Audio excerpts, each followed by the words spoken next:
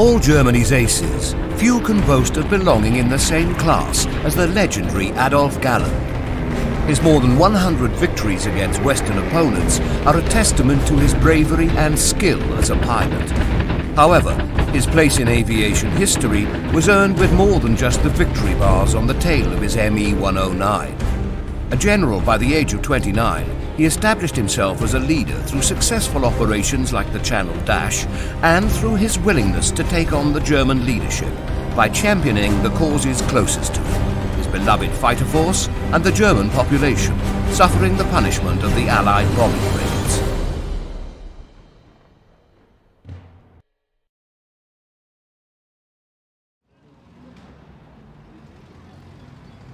After the war, Galland would eventually return to his hometown of Remagen-Oberwinter, situated just south of Bonn and next to the Rhine River.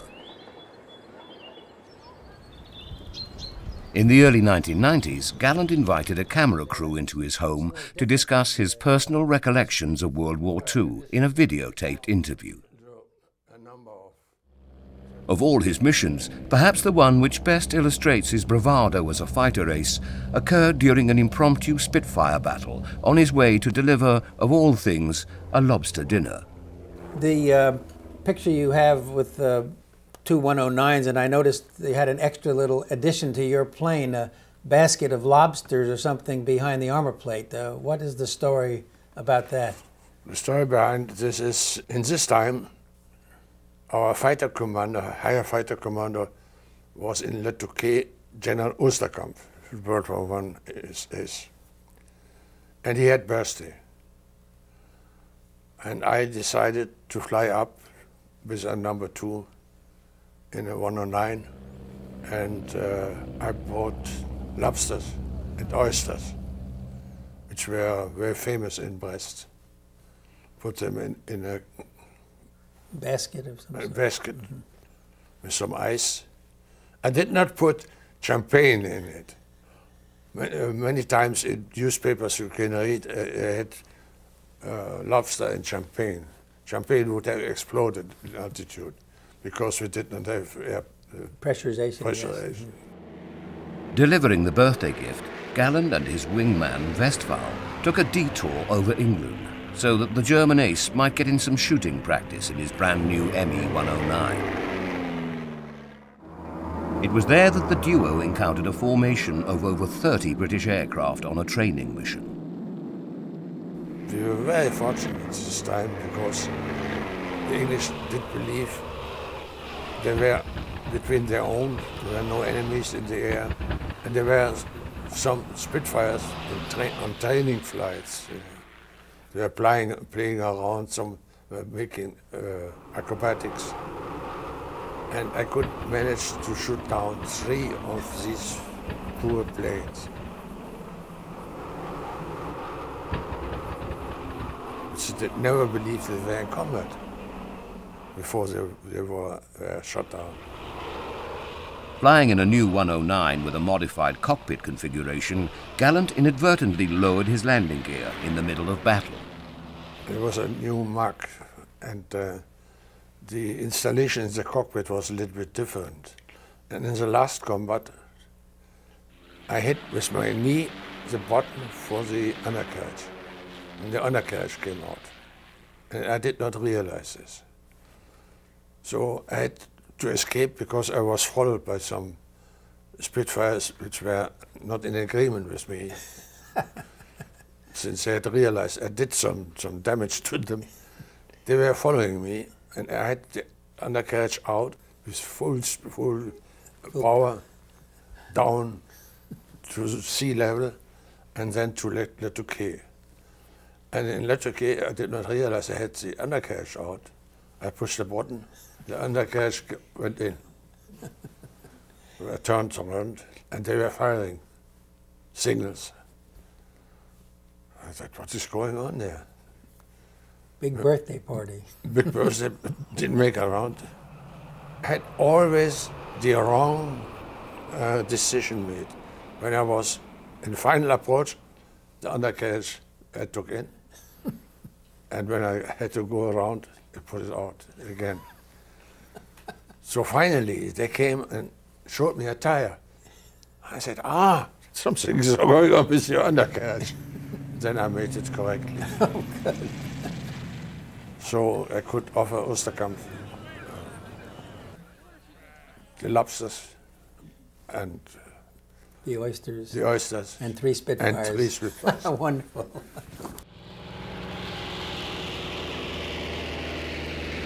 All in all, Galland would tally up 100 kills, including 31 Hurricanes and 47 Spitfires on his more than 400 missions.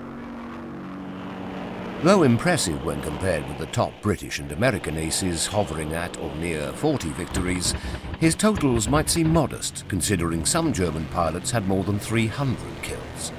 The great discrepancy in totals begs the question, how were the Luftwaffe pilots racking up so many more victories? There's a very good reason for this, because we had a complete different system to use our pilots. Germany was a poor people. Military-wise, we were very, very poor. We didn't have the aircraft, we did not have the pilot schools, we did not have the teachers, we did not have the fuel later on. So we were always very short in replacements. Mechanical replacement and personal replacement. And we had to use our pilots from the first day up to the last, or up to the day they could still even fly. The Americans, and I think in some way also the English, they had a system where they got points. Yes, that's right. A certain number of missions or a certain number of hours, then you went back to some other non-combat job for a while and then possibly came back to combat later. In Germany, we have many pilots which have more than 1,000 military missions, war missions. More than 1,000.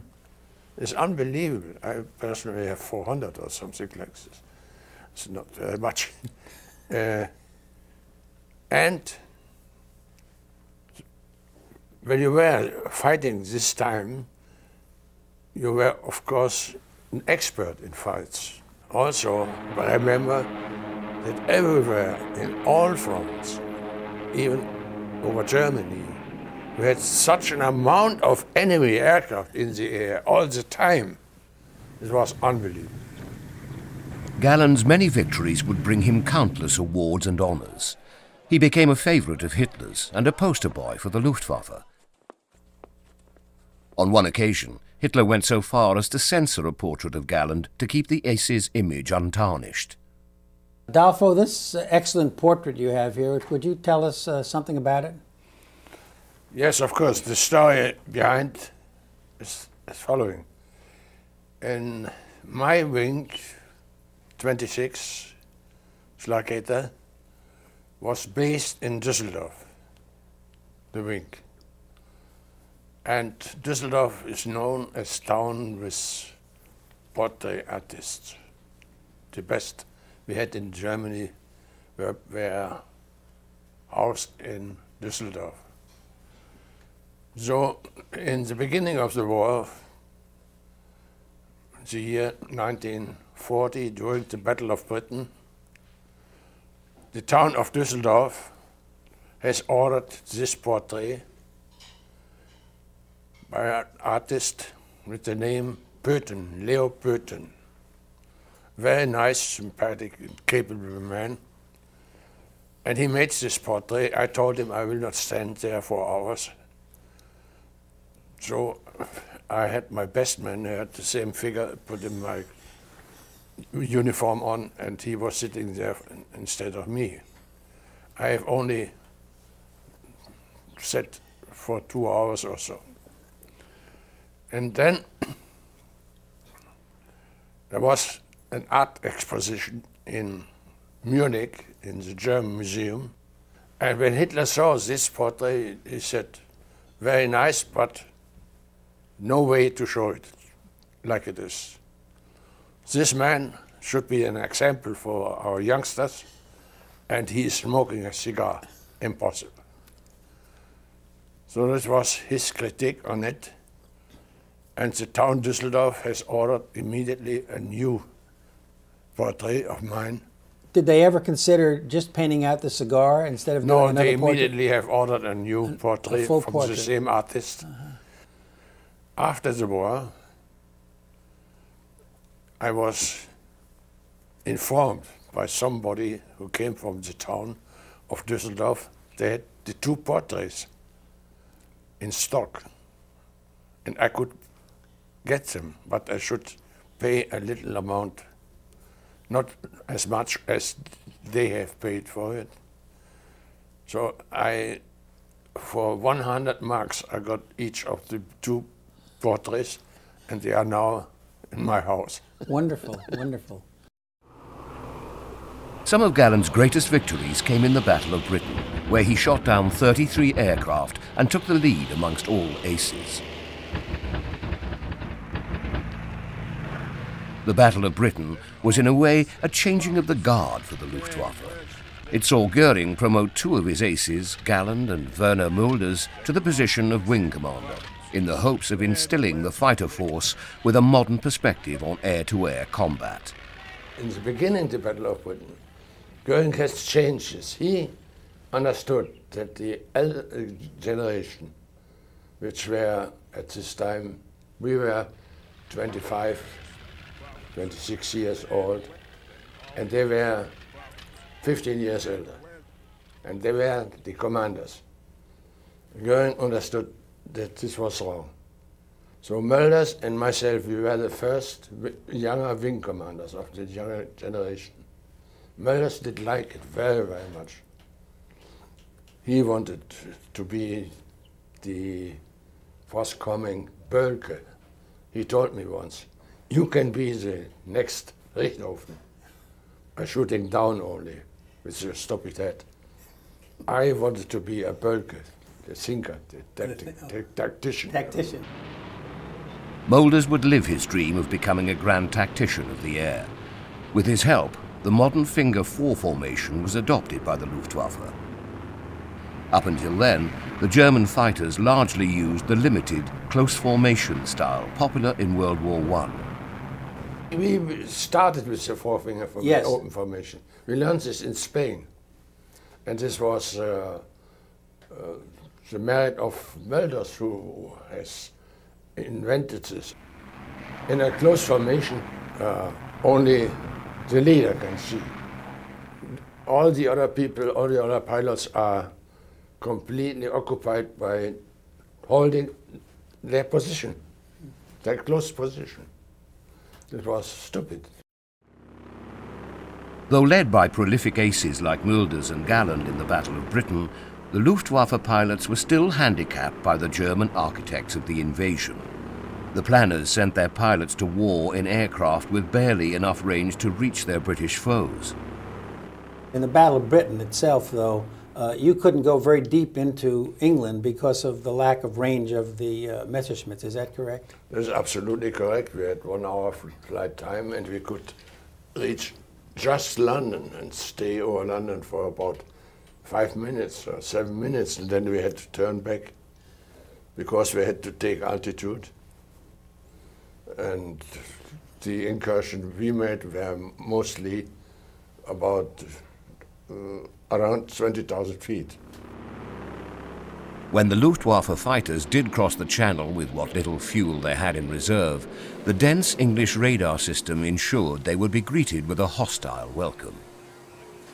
When we took off in this area where the fighter places, we were immediately detected by the English radar.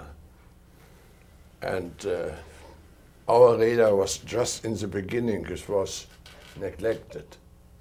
We did not have a very good radar system. But we learned very soon that the English radar system was just perfect. And nevertheless, we neglected to attack this system and to destroy the system. We have only made, I think, 2 attacks on the English radar. This was one of the mistakes. The radar organization was around here. They had different sectors. And this organization was extremely good. Thank you. Perhaps the greatest challenges to the Luftwaffe during the Battle of Britain were the RAF pilots themselves, who were determined to repel the invaders and preserve their homeland. How did you feel about the British as opponents in the war, the RAF? They were very serious opponents. We know this. Mm-hmm. And at this time, the English fighter pilots were I would say, the best fighter pilots. They were equal with our own. And their spirit to fight was very, very high. So we had the highest respect. If you knew who you were, who was up there against you, did you think, oh, I've got Barter out there right now? Was it like that? Could you actually say to yourself at that moment, there is a man out there I know by name and I want to get him? No, we couldn't. We couldn't determine it in the air who was sitting in the plane. Never. And we had all our victory bars on the tail. This would not be recognizable in the air. Absolutely not. After a string of resounding victories in mainland Europe, the Luftwaffe found themselves in a new and vulnerable position in the Battle of Britain. Though they faced logistical problems and stiff opposition, it did not deaden the spirit of the German fighter force. I would say the morale at this time on both sides was extremely high. Extremely high. We wanted to fight them, they wanted to fight us. There was no any opportunity to escape the fight, and there was nobody who wanted to escape. Hermann Göring had promoted Galland to the position of wing commander, but this did not stop the young ace from publicly sparring with his superior about the deficiencies of the Luftwaffe. Galland recalled a tense dispute when Göring blamed the fighters for failing to sacrifice themselves to save his more costly bombers. Our bombers and Göring himself, they have ordered us to stay with the bombers at the same altitude, at the same speed, and as close as possible. I said they wanted to have a little German fighter hanging on their wing. This could not be done by us because we were far below our cruising speed. The bombers were slow in formation. They had a lot of bombs hanging outside. This has lowered their speed also. And in addition, they were trying to go higher than their best altitude because of the English anti-aircraft. And the 109, with their high wing load, they needed speed. And Spitfire, with lower wing load, could even slow down more. When I explained this to Göring, he came once to the channel. In this area there was a tunnel. He came with a special train, and he ordered Mölders and myself to come. And he came out of his train, and in front of the train he blamed us for half an hour for not performing the escort. And I told him, when we slow down to the bomber speed, then we are only targets for the English fighters. We cannot maneuver. And Göring said, when you will be shot down, this is better than my expensive bombers were shot down. When he said this, I was annoyed, terrible. I'm not surprised. And finally, Göring, after 40 minutes blaming, he asked Mölders, what can I do for your wing to improve the fighting capability, especially for escort? Mölders answered, I wanted to have the more powerful engines, the same engine with a higher compression. Compression ratio, yes. And Göring said, Swiss 8, take a note, he will get this engine first. Then he asked me, and I was still annoyed. And I said, I looked at him, that's a fat man in front of me. I said, please, Herr Reichsmarschall, equip my wing with Spitfires. Boom. Was that the start of the deterioration? That was the story. He did not expect this. He couldn't say a word. He was standing there for a minute, and then he turned around and stamped back to his train. So I was expecting punishment, but I didn't get it. Didn't get the Spitfire? I didn't get the Spitfires, no Spitfires either. Soon the Luftwaffe turned their attention from Britain to the Eastern Front as Hitler initiated Operation Barbarossa. In history's most massive military operation, 4.5 million German and Axis troops, over 4,000 tanks and 4,000 aircraft invaded the Soviet Union along a 2,900-kilometer border. Early on, the Luftwaffe fighters ballooned their totals as they feasted on the less experienced Russian fighters. The revolution in victories came up, I call it the revolution. It was when the Russian front were opened. There was such a terrible amount of aircraft they were bringing into the air. Unexperienced pilots also, very, very unexperienced. And inflation, it was an inflation on the numbers. Inflation on victories when we started the Russian war. And from then on, the numbers were going up. Many people reached 100 and more victories. But this didn't change the situation. I think only you and Marseille had more than 100 in the Western Front only, didn't you? Oh, there are only, there's a few more. Few more? A few more. I know those two, you two are the men. But the big numbers were, of course, all in the Russian front. All in the Russian front. The Russians have improved later on, technically and tactically, and in experience also. Mm-hmm. They gained. They made up the difference.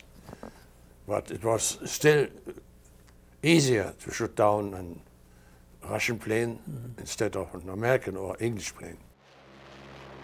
As Luftwaffe aces racked up greater and greater total victories, it became necessary to adjust the point system for coveted awards, like the Knight's Cross. In the beginning, 20 victories in the West were compared with the Iron Cross. Later on, 50. My brother did have 57 when he was awarded with the Knight's Cross. There were doubts and suspicions amongst the members of Allied air forces that the Germans were embellishing their totals. Galland quickly discounted any of these rumors. Some people believe the Americans, American fighters which were here in our meeting, or annual meeting, they put this question. They did believe we were counting 3 or 4 victories for an American 4-engine bomber shot down. That is absolutely wrong. A victory is a victory, but for the awards, the value of a victory was different. A Russian fighter plane, single-engine fighter plane,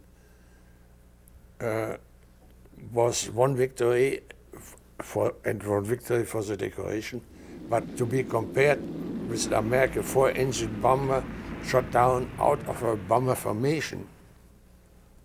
This was a value of 3 or 4 later. That must be how that rumor got started. Yeah, it was not victories they were counting, they were just counting points toward awards. And that makes good sense because it's much more daring, difficult to go in a big... Much more dangerous. Much more dangerous to go in a formation like that. Though Barbarossa was initially a success and the Soviet Air Force was quickly devoured by the Germans, one of the Luftwaffe leaders, Ernst Udet, fell under the pressures of his daunting assignment. And it was publicized that Udet had an accident by testing a new weapon. Yes, he tested a new weapon, but it was his pistol.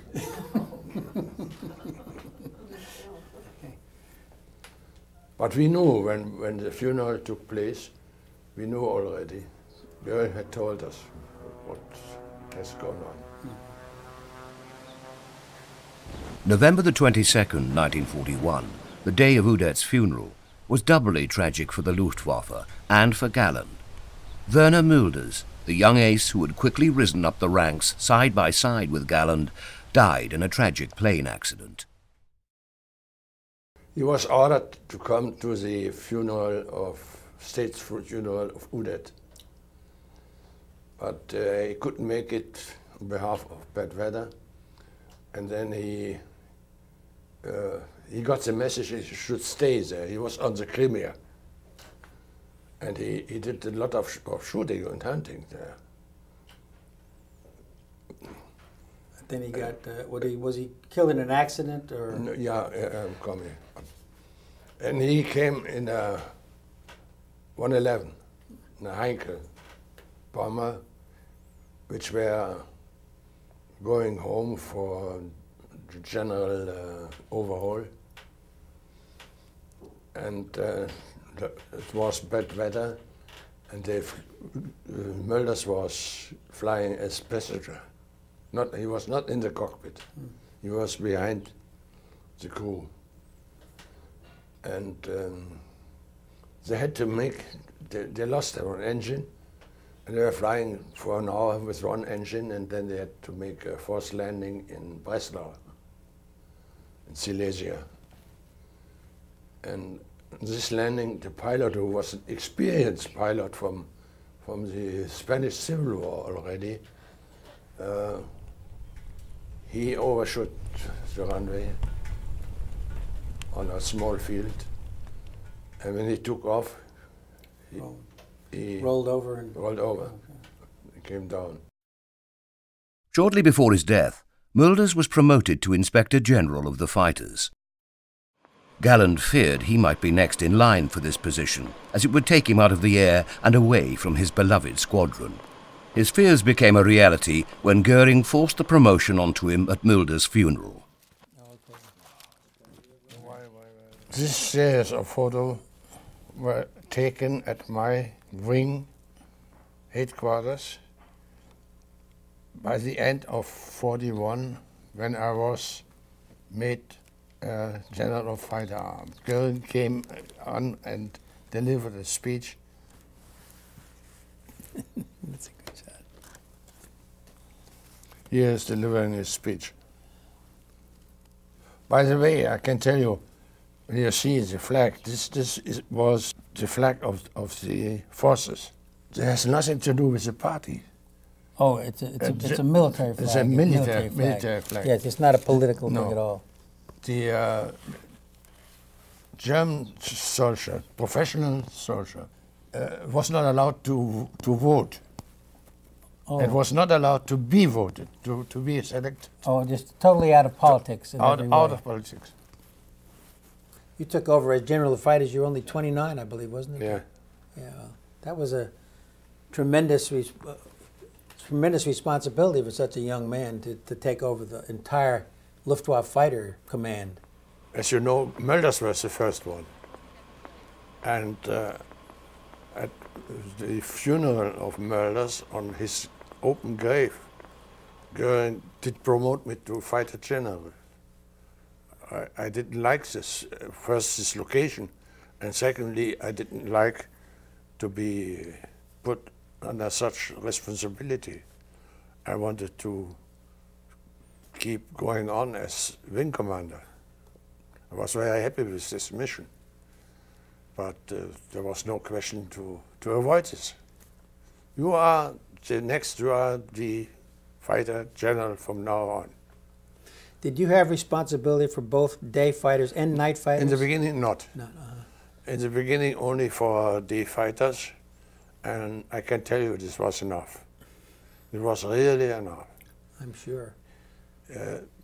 We had so many problems with personnel, with the losses we had, with the wounded people, the replacement of military leaders, fighter leaders, wing commanders, group commanders, squadron leaders, was enormous. As a kind of consolation for his promotion, Hitler awarded Galland with the jewels to the Knight's Cross. Mulders, the only other recipient, had received this highest of honours after 100 victories. Though Galland had only 94 kills, Hitler did not want him denied this award as a result of taking a bureaucratic position.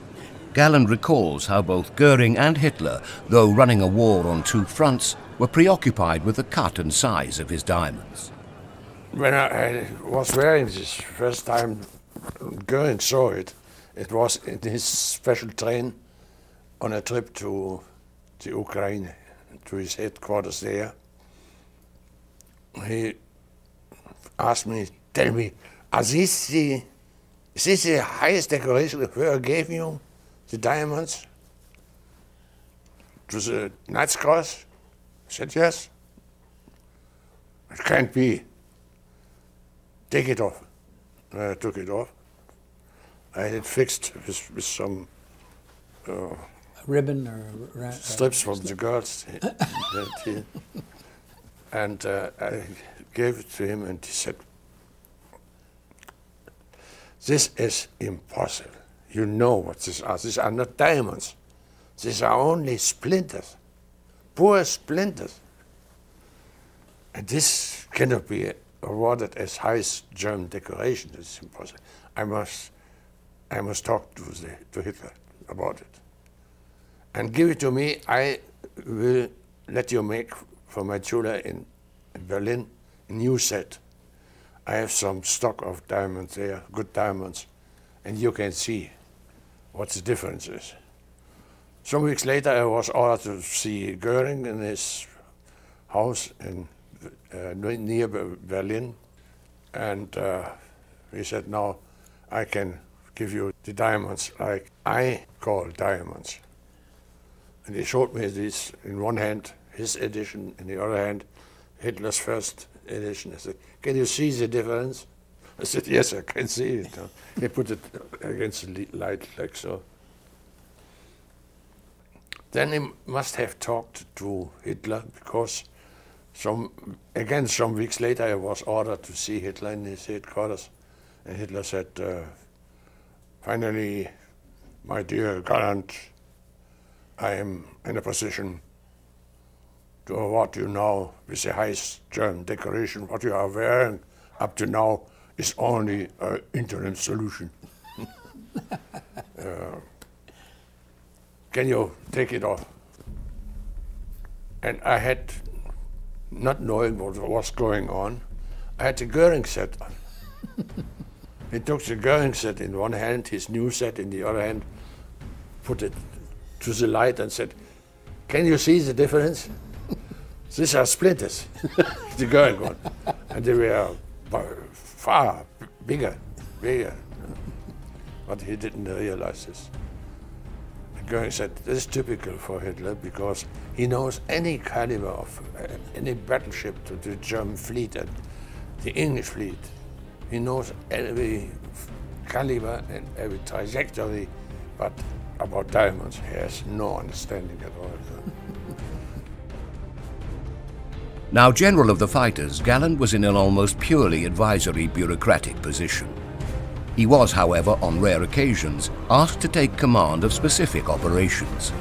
In February of 1942, Hitler charged him with overseeing the escort responsibilities of one of the boldest naval maneuvers of World War II.